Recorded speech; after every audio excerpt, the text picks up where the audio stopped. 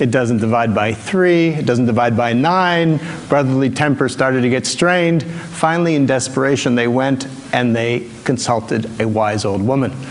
The wise old woman thought about their problem for a long time, and finally she came back and said, well, I don't know if I can help you, but at least if you want, you can have my camel. So then they had 18 camels. The first son took his half. Half of 18 is 9. The second son took his third. A third of 18 is 6. The youngest son took his ninth. A ninth of 18 is 2. You get 17. They had one camel left over. They gave it back to the wise old woman. Now, if you think about that story for a moment, I think it resembles a lot of the difficult negotiations we get involved in. They start off like 17 camels, no way to resolve it. Somehow what we need to do is step back from those situations, like that wise old woman, look at the situation through fresh eyes, and come up with an 18th camel. Now, finding that 18th camel in the world's conflict has been my life passion. I basically see humanity a bit like those 3 brothers. We're all one family. We know that scientifically. Thanks to the communications revolution, all the tribes on the planet, all 15,000 tribes, are in touch with each other. And it's a big family reunion. And yet, like many family reunions, it's not all peace and light. There's a lot of conflict. And the question is, how do we deal with our differences? How do we deal with our deepest differences, given the human propensity for conflict and the human genius at devising weapons of enormous destruction? That's the question. As I've spent the last better part of 3 decades, almost 4, traveling the world, trying to work, getting involved in conflicts ranging from Yugoslavia to the Middle East to Chechnya to Venezuela, some of the most difficult conflicts on the face of the planet, I've been asking myself that question. And I think I've found, in some ways, what is the secret to peace. It's actually surprisingly simple. It's not easy, but it's simple. It's not even new. It's maybe one of our most ancient human heritages. The secret to peace is us. It's us who act as a surrounding community around any conflict, who can play a constructive role. Let me give you just a story, an example. About 20 years ago, I was in South Africa working with the parties in that conflict, and I had an extra month, so I spent some time living with several groups of San Bushmen. I was curious about them, about the way in which they resolve conflict. Because after all, within living memory, they were hunters and gatherers, living pretty much like our ancestors lived for maybe 99% of the human story. And all the men have these poison arrows that they use for hunting. Absolutely fatal. So how do they deal with their differences?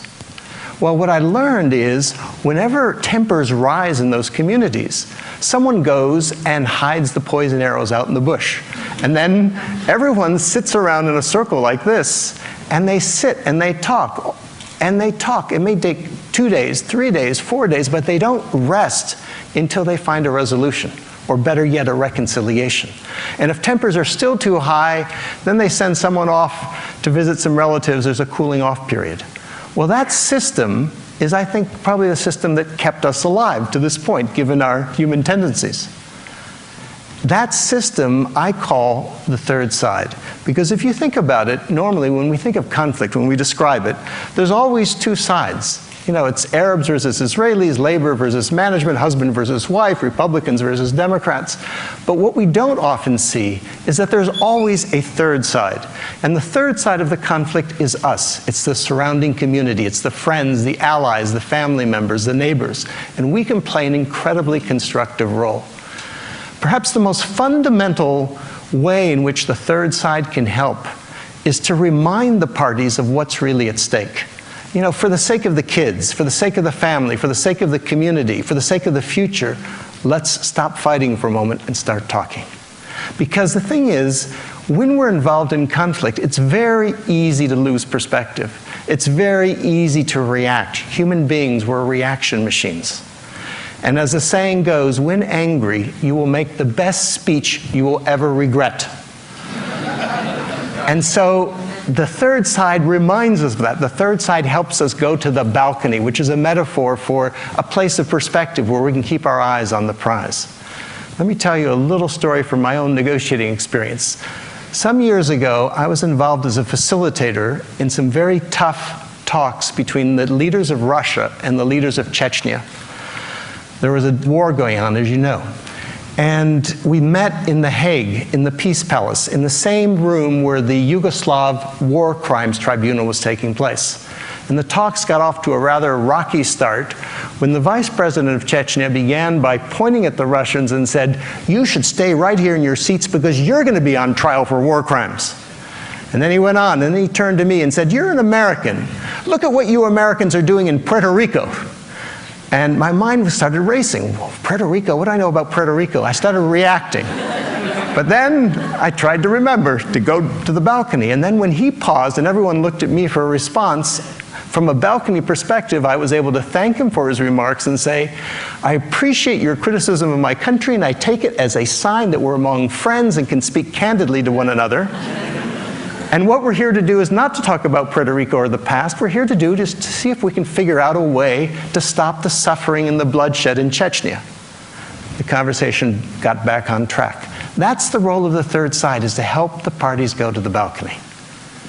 Now let me take you for a moment to what's widely regarded as the world's most difficult conflict, the most impossible conflict, is the Middle East. Question is, where's the third side there?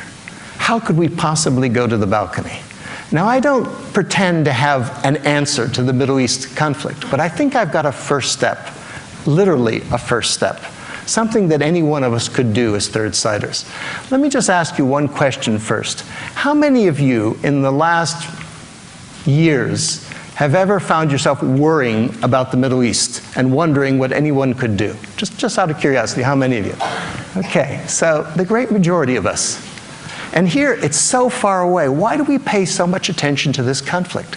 Is it the number of deaths? There are 100 times more people who die in a conflict in Africa than in the Middle East. No, it's because of the story, because we feel personally involved in that story. Whether we're Christians, Muslims, or Jews, religious or non-religious, we feel we have a personal stake in it. Stories matter. As an anthropologist, I know that. Stories are what we use to transmit knowledge, they give meaning to our lives. That's what we tell here at TED. We tell stories. Stories are the key. And so my question is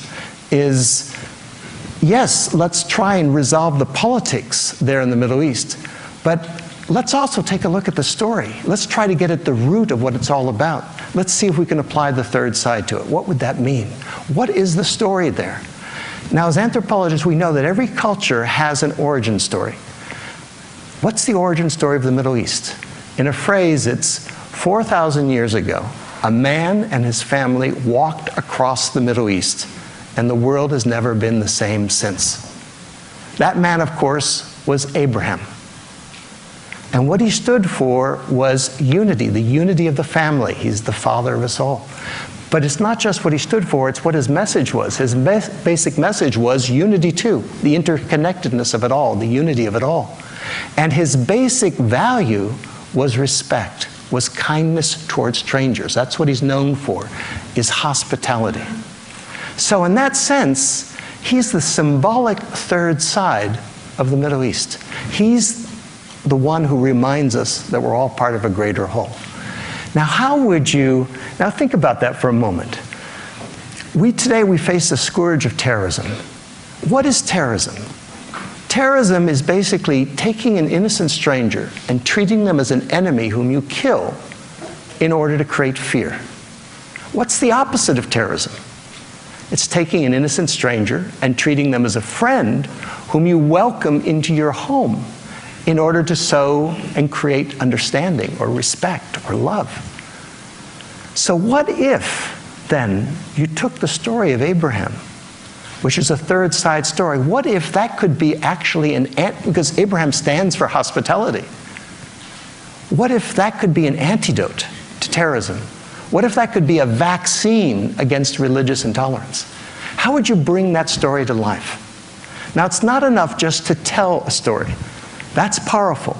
But people need to experience the story. They need to be able to live the story. How would you do that?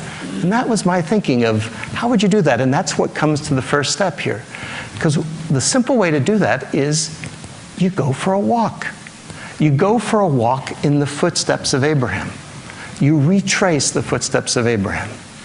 Because walking has a real power.